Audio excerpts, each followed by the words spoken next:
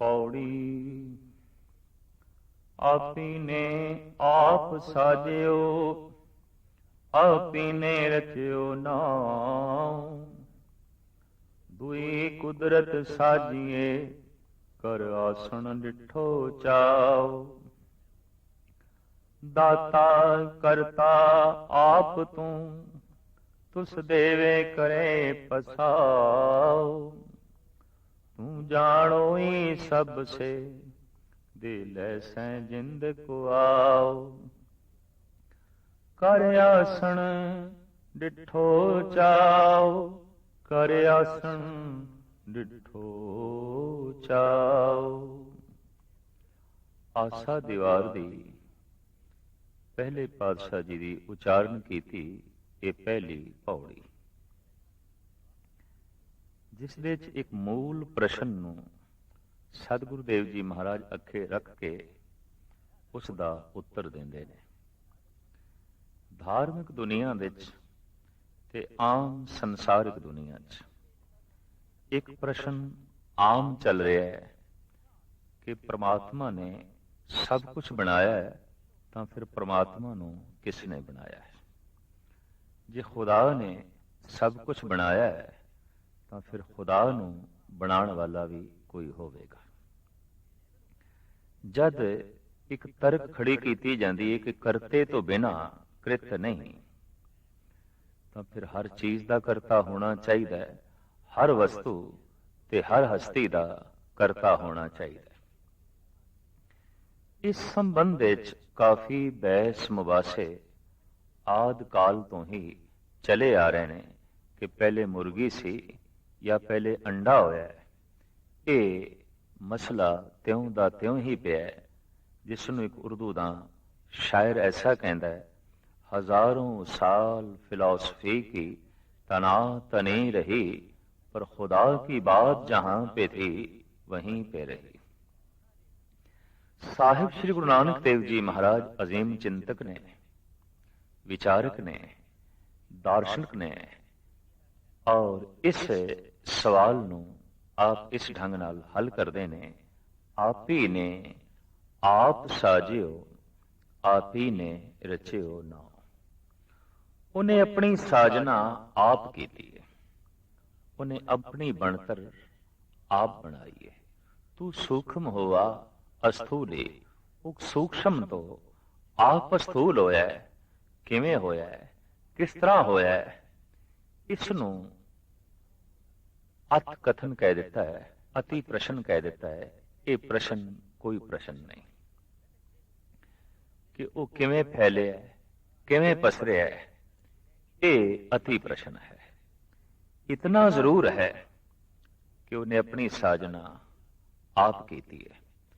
ਜ਼ਿੰਦਗੀ ਦੇ ਬਹੁਤ ਪਹਿਲੂਆਂ ਦੇ ਵਿੱਚ ਮਨੁੱਖ ਕਈ ਦਫਾ ਅਤੀ ਪ੍ਰਸ਼ਨ ਕਰਦਾ ਹੈ, ਤੇ ਜੋ ਅਤੀ ਪ੍ਰਸ਼ਨ ਹੈ ਵਾਸਤਵਿਕ ਉਸ ਦਾ ਕੋਈ ਉੱਤਰ ਨਹੀਂ। ਸਾਹਿਬ ਸ਼੍ਰੀ ਗੁਰੂ ਨਾਨਕ ਦੇਵ ਜੀ ਮਹਾਰਾਜ ਇਹਦੇ ਚ ਫਰਮਾਨ ਕਰਦੇ ਨੇ, ਉਹਨੇ ਆਪਣੀ ਸਾਜਨਾ ਆਪ ਕੀਤੀ ਹੈ। ਐਸਾ ਇਤਿਹਾਸ ਦੇ ਵਿੱਚ ਆਉਂਦਾ ਹੈ ਕਿ ਸਾਹਿਬ ਸ਼੍ਰੀ ਗੁਰੂ ਨਾਨਕ ਦੇਵ ਜੀ ਮਹਾਰਾਜ ਜਦ ਇਰਾਕ ਦੇਸ਼ ਦੇ ਭਰਮਣ ਕਰਨ ਤੇ ਗਏ, ਗੁਰੂ ਨਾਨਕ ਦੇਵ ਜੀ ਮਹਾਰਾਜ ਦਾ ਭਰਮਣ 9 ਖੰਡ ਪ੍ਰਿਥਵੀ ਦਾ ਹੈ।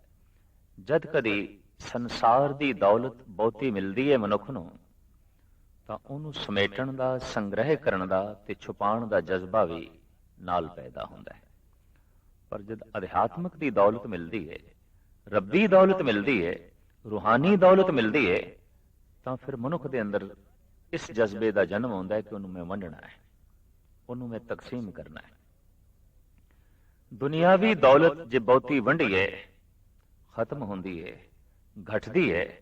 ਅਧਿਆਤਮਿਕ ਦੌਲਤ ਜਿਤਨੀ ਵੰਦੀ ਹੈ ਉਤਨੀ ਹੀ ਵੱਧਦੀ ਹੈ।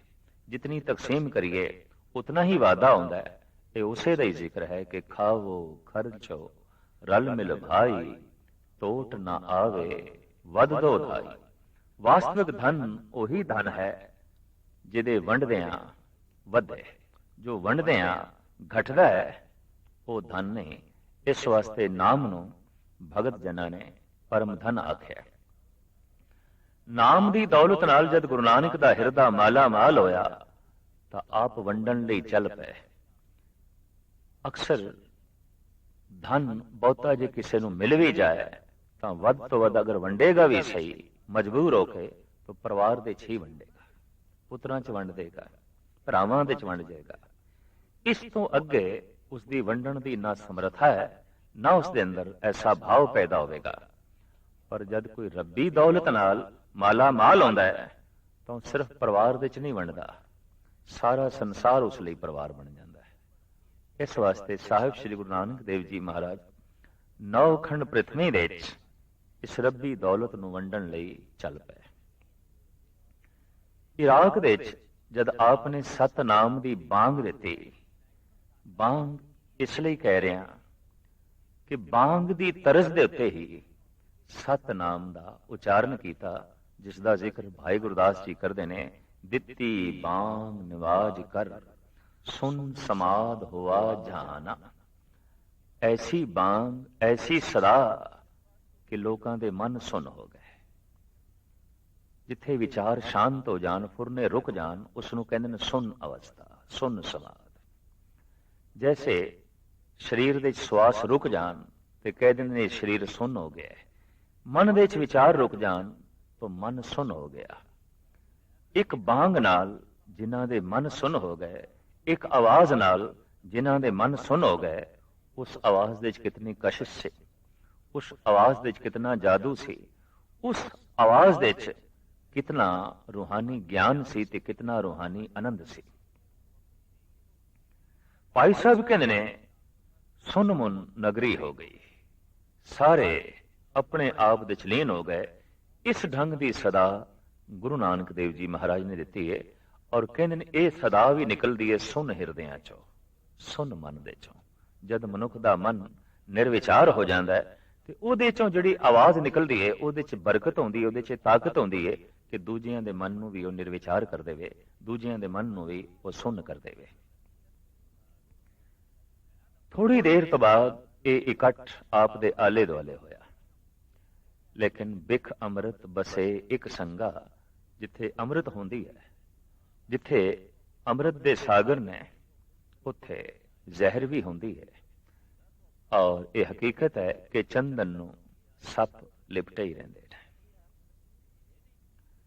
ਸ਼ਰਈ ਮਨੁੱਖ ਤੇ ਸ਼ਰਾ ਦੀ ਕੁੜੱਤਣ ਨਾਲ ਭਰੇ ਹੋਏ ਜਿਹੜੇ ਲੋਕ ਨਾ ਸਨ, ਉਹ ਵੀ ਗੁਰੂ ਨਾਨਕ ਦੇ ਆਲੇ ਦੁਆਲੇ ਆ ਕੇ ਜਮਾ ਹੋਏ ਤੇ ਉਹਨਾਂ ਨੇ ਤਰ੍ਹਾਂ ਤਰ੍ਹਾਂ ਦੀ ਤਰਕ ਗੁਰੂ ਨਾਨਕ ਤੇ ਸ਼ੁਰੂ ਕੀਤੀ। ਇਹ ਸਾਰੇ ਗੁਰੂ ਨਾਨਕ ਦੇਵ ਜੀ ਮਹਾਰਾਜ ਨੂੰ ਪੀਰ ਦਸਤਗੀਰ ਦੇ ਕੋਲ ਲੈ ਗਏ, ਜੋ ਇਰਾਕ ਦੇ ਵਿੱਚ ਉਸ ਵਕਤ ਮੁਖੀ ਫਕੀਰ ਸੀ ਔਰ ਬਗਦਾਦ ਦੇ ਵਿੱਚ ਦੀਨੀ ਤਾਲੀਮ ਦੀਨਦਾਰ ਲੋਕਾਂ ਨੂੰ ਦਿੰਦਾ ਰਹਿੰਦਾ ਸੀ। ਸਿੰਘਾਸਣ ਤੇ ਬੈਠੇ ਪੀਰ ਦਸਤਗੀਰ ਔਰ ਥੱਲੇ ਖੜੇ ਰਹੇ ਗੁਰੂ ਨਾਨਕ, ਆਲੇ ਦੁਆਲੇ ਮਜਮਾ ਲੋਕਾਂ ਦਾ। ਪੀਰ ਦਸਤਗੀਰ ਨੇ ਸਵਾਲ ਕੀਤੇ ਗੁਰੂ ਨਾਨਕ ਦੇਵ ਜੀ ਮਹਾਰਾਜ ਤੇ। ਆਖਿਆ, ਐ ਹਿੰਦੀ ਫਕੀਰ, ਮੇਰੇ ਅੰਦਰ ਜਦੋਂ ਦੀ ਮੈਂ ਸਾਧਨਾ ਕਰ ਰਿਹਾ, ਜਦੋਂ ਦੀ ਮੈਂ ਇਬਾਦਤ ਕਰ ਰਿਹਾ, 3 ਸਵਾਲ ਗੂੰਜਦੇ ਹੀ ਰਹਿੰਦੇ ਨੇ ਕਿ ਖੁਦਾ ਤੋਂ ਪਹਿਲੇ ਕੀ ਸੀ? ਜੇ ਖੁਦਾ ਨੇ ਸਭ ਕੁਝ ਬਣਾਇਆ ਤਾਂ ਫਿਰ ਖੁਦਾ ਨੂੰ ਕਿਸ ਨੇ ਬਣਾਇਆ? ਦੂਸਰਾ ਸਵਾਲ ਹੈ, ਖੁਦਾ ਰਹਿੰਦਾ ਕਿੱਥੇ ਹੈ? ਤੇ ਤੀਸਰਾ ਸਵਾਲ ਹੈ, ਖੁਦਾ ਕਰਦਾ ਕੀ ਹੈ? ਸਵਾਲ ਇੱਕ ਬੋਝ ਹੁੰਦਾ ਹੈ, ਪ੍ਰਸ਼ਨ ਇੱਕ ਭਾਰ ਹੈ।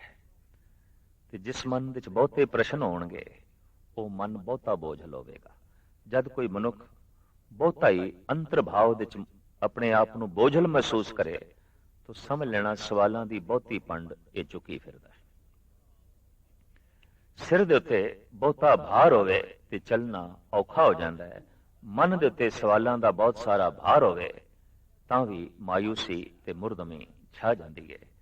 ਔਰ ਇਹ ਸਵਾਲਾਂ ਦਾ ਬੋਝ ਜਵਾਬਾਂ ਦੇ ਨਾਲ ਹੀ ਉਤਰਦਾ ਹੈ, ਪ੍ਰਸ਼ਨਾਂ ਦਾ ਬੋਝ ਉਤਰਾਂ ਦੇ ਨਾਲ ਹੀ ਉਤਰਦਾ ਹੈ। ਹਰ ਨਵਾਂ ਦਿਨ ਕਿਸੇ ਨਵੇਂ ਪ੍ਰਸ਼ਨ ਨੂੰ ਜਨਮ ਦਿੰਦਾ ਹੈ ਤੇ ਅਜੇ ਪੁਰਾਣੇ ਪ੍ਰਸ਼ਨ ਉਹਨਾਂ ਦਾ ਹੱਲ ਮਿਲਿਆ ਨਹੀਂ ਆਉਂਦਾ। ਨਵੇਂ ਪ੍ਰਸ਼ਨਾਂ ਦਾ ਬੋਝ ਹੋਰ ਵੱਧ ਜਾਂਦਾ ਹੈ। ਤੇ ਹੁੰਦਾ ਕੀ ਹੈ, ਸਹਿਜੇ ਸਹਿਜੇ ਮਨੁੱਖ ਪ੍ਰਸ਼ਨਾਂ ਦੇ ਬੋਝ ਥੱਲੇ ਹੀ ਦਬ ਕੇ ਰਹਿ ਜਾਂਦਾ ਹੈ। ਜ਼ਿੰਦਗੀ ਕੀ ਹੈ, ਜ਼ਿੰਦਗੀ ਕਿਉਂ ਹੈ, ਜ਼ਿੰਦਗੀ ਕਿੱਥੋਂ ਹੈ, ਇਸ ਤਰ੍ਹਾਂ ਦੇ ਪ੍ਰਸ਼ਨ ਔਰ ਇਸ ਦੇ ਨਾਲ ਮਿਲਦੇ ਜੁਲਦੇ ਹੋਰ ਹਜ਼ਾਰਾਂ ਪ੍ਰਸ਼ਨ, ਇਹਨਾਂ ਦੇ ਚ ਦਬੀ ਹੋਈ ਹੈ ਮਨੁੱਖ ਦੀ ਜ਼ਿੰਦਗੀ, ਮਨੁੱਖ ਦਾ ਇਹ ਜੀਵਨ। ਪੀਰ ਦਸਤਗੀਰ ਨੇ ਵੀ ਇਹ ਪ੍ਰਸ਼ਨ ਗੁਰੂ ਨਾਨਕ ਦੇਵ ਜੀ ਮਹਾਰਾਜ ਦੇ ਅੱਗੋਂ ਰੱਖੇ ਕਿ ਇੱਕ ਪ੍ਰਸ਼ਨ ਮੈਨੂੰ ਬੜਾ ਬੋਝਲ ਲੱਗਦਾ ਹੈ, ਇੱਕ ਪ੍ਰਸ਼ਨ ਮੈਨੂੰ ਬਹੁਤ ਭਾਰੂ ਕਰੀ ਬੈਠਾ ਹੈ। ਅਕਸਰ ਦੇਖਿਆ ਗਿਆ ਕਿ ਮਨੁੱਖ ਕਹਿ ਦਿੰਦਾ ਅੱਜ ਮੈਂ ਬੜਾ ਬੋਝਲ ਬੈਠਾ, ਅੱਜ ਮੈਂ ਬੜਾ ਭਾਰੂ ਬੈਠਾ। ਭਾਰ ਕੀ ਹੈ? ਇੱਕ ਵਿਚਾਰ ਦਾ। ਭਾਰ ਕੀ ਹੈ? ਇੱਕ ਸਵਾਲ ਦਾ। ਭਾਰ ਕੀ ਹੈ? ਇੱਕ ਪ੍ਰਸ਼ਨ ਹੈ। व्यापारिक दुनिया के अपने प्रश्न, राजनीतिक दुनिया के अपने प्रश्न, समाजिक दुनिया के अपने सवाल, ते धार्मिक दुनिया की अपनी जो है समस्या। पीर दस्तगीर ने कहा कि यह प्रश्न जो मैनू बार बार बोझल करता है वो ये है कि खुदा तो पहले की सी और खुदा नू किसने बनाया। जे सब कुछ खुदा ने बनाया है तो जे इस तर्क नू प्रबल मन लईए तो फिर खुदा नू बनाने वाला भी कोई होना चाहिए। दूसरा, आया खुदा रहिंदा किथे? ये प्रश्न भी क्यों उठता है कि दुनिया भर की मुख्तलिफ धार्मिक किताबां दे विच ते धार्मिक लोगों की जबानां तो निकले हुए बोलां दे विच यह आख्या गया है कि खुदा पताल दे विच है, सतवें आसमान दे विच है, बैकुंठ दे विच है, जन्नत दे विच है, कैलाश पर्वत दे विच है। गरज के इस तरह के अनेकों तरह के सवाल ने, उन्हां दा ये जवाब है कि लभो अगर खुदा नू तो सतवें आसमान ते लभो। मैं थोड़े दिन होए एक लतीफा पढ़ रहा सी। खुदा बहुत चिंता च, खुदा चिंता च, रब चिंता च, ऐसा ही एक विचारक ने खुदा दे बारे लिखा। देवते फरिश्तियां दा इकट्ठ परमात्मा दे आले दुआले होया, खुदा दे आले दुआले होया ते देवतियां ने पूछया भगवन चिंता केड़ी गल दी?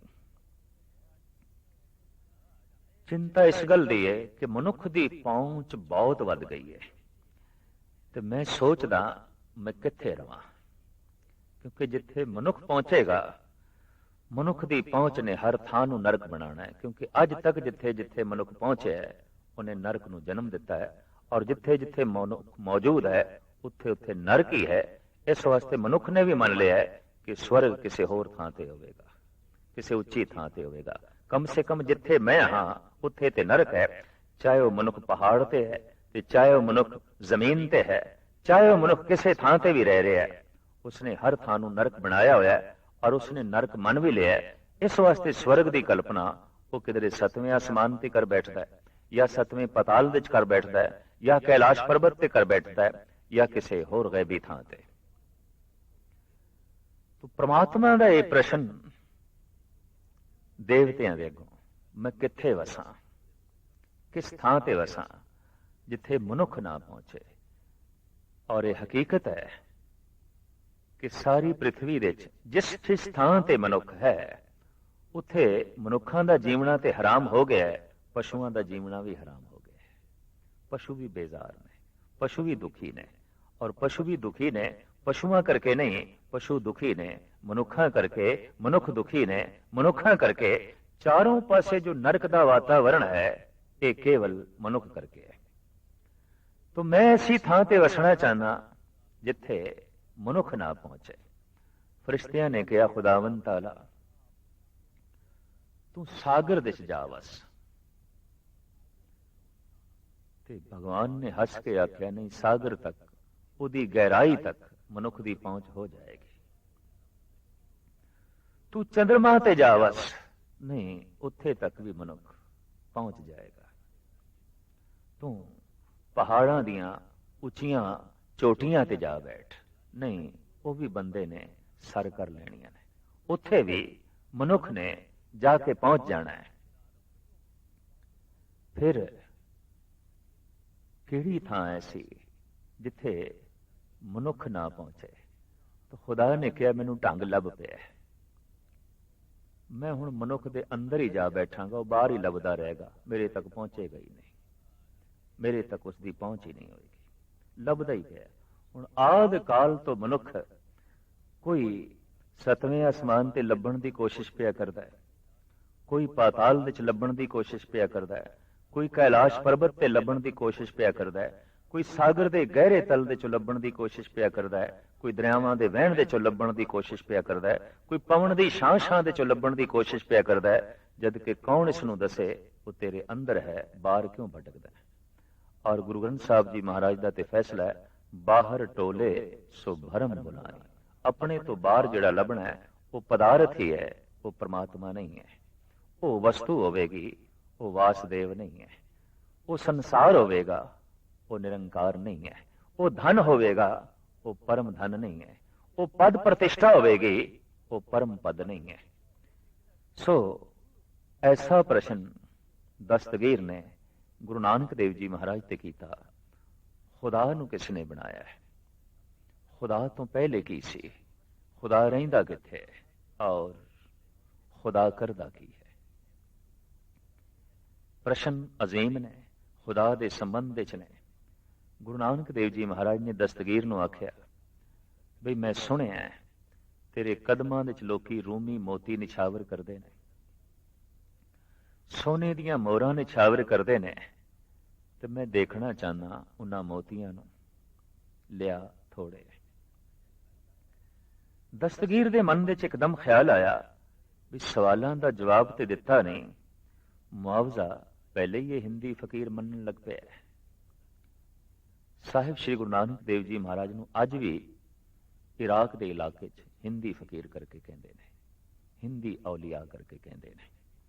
ਔਰ ਉੱਥੇ ਜੋ ਸਾਹਿਬਾਂ ਦਾ ਅਸਥਾਨ ਹੈ ਉੱਥੇ ਵੀ ਸਾਫ਼ ਲਿਖਿਆ ਹੈ, ਹਿੰਦੀ ਔਲੀਆ ਹਜ਼ਰਤ ਬਾਬਾ ਨਾਨਕ।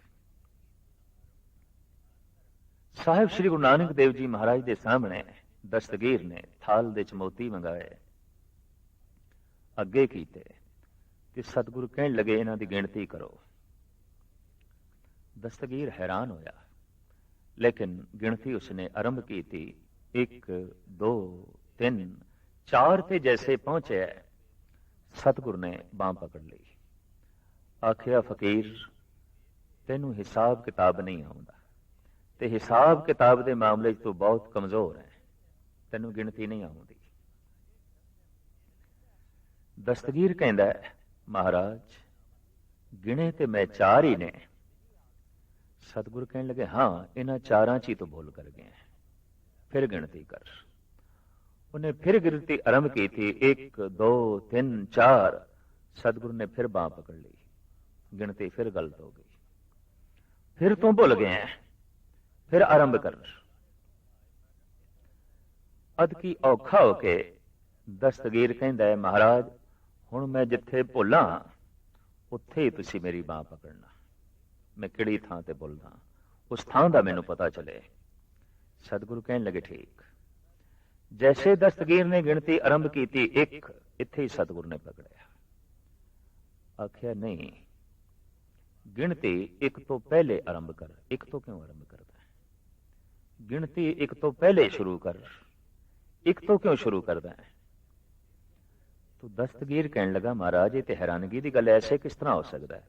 1 ਤੋਂ ਪਹਿਲੇ ਤੇ ਕੁਝ ਵੀ ਨਹੀਂ ਹੈ, ਗਿਣਤੀ ਤੇ 1 ਤੋਂ ਹੀ ਆਰੰਭ ਕਰਨੀ ਪਏਗੀ। तो गुरु नानक देव जी महाराज कहने लगे खुदा तो पहले कुछ भी नहीं, सारे पसारे दी होंद खुदा तो ही शुरू होती है। खुदा मूल है, एका मूल है।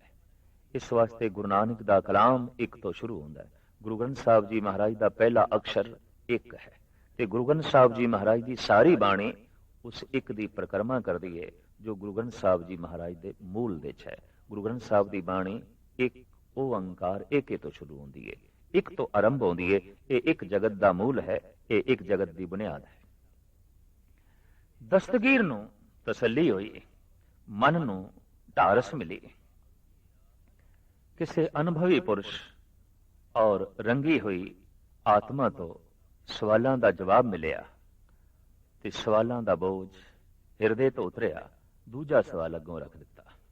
ਮਹਾਰਾਜ, ਐਸਾ ਜਿਹੜਾ ਖੁਦਾ ਹੈ ਜੋ ਜਗਤ ਦਾ ਮੂਲ ਹੈ, ਸੰਸਾਰ ਦਾ ਮੂਲ ਹੈ, ਰਹਿੰਦਾ ਕਿੱਥੇ ਹੈ? ਕਿੱਥੇ ਤਲਾਸ਼ ਕਰੀਏ? ਕਿਉਂਕਿ ਇਸਲਾਮੀ ਜਗਤ ਦੇ ਵਿੱਚ ਆਮ ਕਲਪਨਾ ਹੈ ਕਿ ਉਹ 7ਵੇਂ ਆਸਮਾਨ ਤੇ ਹੈ, ਔਰ ਸਾਡੇ ਦੇਸ਼ ਦੇ ਵਿੱਚ ਵੀ ਮੁਖਤਲਿਫ ਇਸ ਸੰਬੰਧ ਵਿੱਚ ਰਾਵਾਂ ਨੇ। ਸਤਿਗੁਰੂ ਕਹਿਣ ਲੱਗੇ, ਅਤਕੀ ਤੂੰ ਦੁੱਧ ਦਾ ਭਰਿਆ ਹੋਇਆ ਇੱਕ ਜਾਮ ਮੰਗਾ। ਤੋ ਕਟੋਰਾ ਦੁੱਧ ਦਾ ਭਰਿਆ ਹੋਇਆ ਆ ਗਿਆ। ਸਤਿਗੁਰੂ ਗੌਰ ਨਾਲ ਵੇਖਦੇ ਨੇ ਤੇ ਕਹਿੰਦੇ ਨੇ, ਫਕੀਰ ਸਾਈਂ, ਇਸ ਦੇ ਵਿੱਚ ਕੁਝ ਹੈ। ਘਬਰਾ ਗਏ। ਦਸਤਗੀਰ, ਐਸਾ ਤੇ ਨਹੀਂ ਮੇਰੇ ਖਲੀਫਿਆਂ ਨੇ, ਮੇਰੇ ਚੇਲਿਆਂ ਨੇ ਕੁਝ ਵਿੱਚੇ ਪਾ ਦਿੱਤਾ ਹੋਵੇ। ਗੌਰ ਦੇ ਨਾਲ ਜਦ ਵੇਖਦੇ ਨੇ ਦਸਤਗੀਰ ਤੇ ਕਹਿੰਦੇ ਨੇ, ਐ ਹਿੰਦੀ ਫਕੀਰ, ਬਾਬਾ ਨਾਨਕ, ਇਹਦੇ ਚ ਕੁਝ ਵੀ ਨਹੀਂ, ਇਹ ਪਾਕ ਸ਼ੀਰ ਹੈ, ਇਹ ਪਵਿੱਤਰ ਦੁੱਧ ਹੈ। ਸਤਿਗੁਰੂ ਕਹਿੰਦੇ ਨੇ, ਇਸ ਦੇ ਪਾਕ ਹੋਣ ਤੇ, ਇਸ ਦੇ ਪਵਿੱਤਰ ਹੋਣ ਤੇ ਮੈਨੂੰ ਕੋਈ ਸ਼ੱਕ ਨਹੀਂ, ਪਰ ਇਸ ਦੇ ਚ ਕੁਝ ਨਹੀਂ ਹੈ, ਇਹ ਮੈਂ ਮੰਨਣ ਨੂੰ ਤਿਆਰ ਨਹੀਂ। ਇਹਦੇ ਚ ਕੁਝ ਹੈ। ਤੋ ਦਸਤਗੀਰ ਕਹਿੰਦਾ, ਕੀ ਹੈ? ਸਤਿਗੁਰੂ ਕਹਿੰਦੇ ਨੇ, ਘਿਓ ਹੈ। ਤੇ ਹੁਣ ਤੂੰ ਦੱਸ ਕਿੱਥੇ ਹੈ ਕਿ ਨਹੀਂ? ਦਸਤਗੀਰ ਕਹਿੰਦਾ, ਘਿਓ ਤੇ ਹੈ। ਤੇ ਮਹਾਰਾਜ ਕਹਿੰਦੇ ਨੇ, ਫਿਰ ਕਿੱਥੇ ਹੈ ਦੱਸ? ਮਹਾਰਾਜ, ਹੈ ਤੇ ਸਹੀ ਪਰ ਦਿਖਾਈ ਨਹੀਂ ਦਿੰਦਾ, ਹੈ ਤੇ ਸਹੀ ਪਰ ਦ੍ਰਿਸ਼ਟੀ ਗੋਚਰ ਨਹੀਂ ਹੁੰਦਾ। सगल बनस्पत में बैसंतर, सगल दूध में घिया, ऊंच नीच में जोत समानी, घट घट माधो जिया। जिवें दुध दे जर्रे जर्रे दे कण कण दे घ्यो है, जगत दे जर्रे जर्रे दे वो प्रभु आप है, वो करता पुरख आप है। जितनी उसकी बनतर है, जितनी उसकी कृत है, वो सारी कृत दे आप बैठा होया। फिर दस्तगीर ने प्रश्न किया, महाराज, ऐसा जिहड़ा परमात्मा इतना शक्तिशाली, वो करदा की है? उहदा धंधा की है? उहदा कम की है? आखिर शक्ति दा वेग, शक्ति दा कम है कुछ करना, उहदा धंधा की है? आखिर उसकी कोई कृत भी होगी, आखिर उसका कोई धंधा भी होगा, सारियां विच बैठ के वो की करता है? सतगुरु कहते ने, दस्तगीर तेरे सवाल बहुत सारे ने, कि तू ऐसे सवाल करता जाएगा, मैं जवाब देंदा जावांगा, पर मैं हुण सोचदा पिया तू खुदा दी तौहीन कर रहे हैं। क्योंकि खुदा दा रूप होंदा है, खुदा दा ज्ञान, खुदा दी असली तस्वीर होंदी है, उसदी विचार, ते तू उसदे विचारां दी, तू उसदे ज्ञान दी तौहीन कर रहे हैं। क्योंकि तू खुद सिंघासन ते बैठा है ते मेरे कोल विचार सुन रहे हैं, मैं थल्ले खड़ा। दस्तगीर दा मन काफी पिघल चुकिया सी, कहने लगा, फिर महाराज मैं की करा? सतगुरु कहने लगे, फिर तू ओही कर जो कुछ तेनू करना चाहिए, तू थल्ले आके बैठ, मैं सिंघासन ते बैठांगा, और सिंघासन ते बैठ के मैं तेनू सवालों का जवाब देंगा, जो नियम है, जो विधान है। दस्तगीर ने सोचिया, सौदा सस्ता ही है, एकदम थल्ले आन बैठा, और सतगुरु सिंघासन ते जा बैठे। बैठते आई आप ते विस्माद तारी हो गया, आप हलूल कर गए, आप समाधि लीन हो गए। थल्ले बैठा दस्तगीर कहंदा है, महाराज छेती दसो खुदा करदा की है? मुस्कुरांदे हुए गुरु नानक ने नेत्र खोले, आखिया, दस्तगीर खुदा यही कुछ करता है, जो सिंघासन ते बैठा होंदा है उन्होंने थल्ले ला छड़दा है, जो थल्ले होंदा है उन्होंने सिंघासन ते बिठा देंदा है। छिन में रंग राव को करे, राव रंग कर डारे, रीते भरे भरे सखनावे, ये ताको व्यवहार है। गुरु तेग बहादुर साहब जी महाराज कहते ने, उसका व्यवहार है, ये उसका धंधा है, खालियां नू भर देंदा है, भरियां नू खाली कर देंदा है। हासे दे च रोना पा देंदा है, रोने दे च हासा पा देंदा है, जिंदगी दे च मौत पा देंदा है, फिर मौत दे च जिंदगी पा देंदा है, नफे दे च नुकसान पा देंदा है, नुकसान दे च फिर नफा पा देंदा है, इज्जत दे च बेइज्जती नू जन्म दे देंदा है, और फिर बेइज्जती दे च इज्जत पैदा हो जाती है।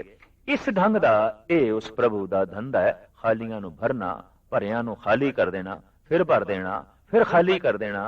ये उस प्रभु की एक लीला है, ਇਹ ਉਸ ਪ੍ਰਭੂ ਦਾ ਇੱਕ ਧੰਦਾ ਹੈ, ਇਹ ਉਸ ਪ੍ਰਭੂ ਦਾ ਇੱਕ ਕੰਮ ਹੈ। ਦਸਤਗੀਰ ਗੁਰੂ ਨਾਨਕ ਦੇ ਪੈਰੀ ਆ ਕੇ ਪਿਆ। ਜਿਸ ਸਿੰਘਾਸਣ ਤੇ ਦਸਤਗੀਰ ਨੇ ਬਿਠਾਇਆ, ਇਹ ਅਮਰ ਸਿੰਘਾਸਣ ਅੱਜ ਤੱਕ ਵੀ ਬਣਿਆ ਹੋਇਆ ਹੈ, ਔਰ ਉਸ ਦੇ ਉੱਤੇ ਬਕਾਇਦਾ ਉਸ ਦਸਤਗੀਰ ਨੇ ਇੱਕ ਤਖਤੀ ਲਗਵਾਈ ਸੀ ਉਸ ਜ਼ਮਾਨੇ ਵਿੱਚ, ਜੋ ਅੱਜ ਤੱਕ ਵੀ ਲੱਗੀ ਹੋਈ ਹੈ।